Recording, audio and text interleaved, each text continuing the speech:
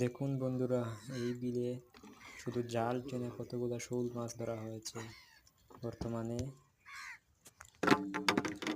1 drum আনা হয়েছে, আর পরে আরও আছে, যা আনা হচ্ছে।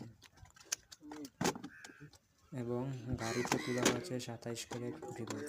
শুধু পুঁটি মাছ তোলা হয়েছে 27 ক্যারেট, যা শুধু জাল টেনে তোলা হয়েছে।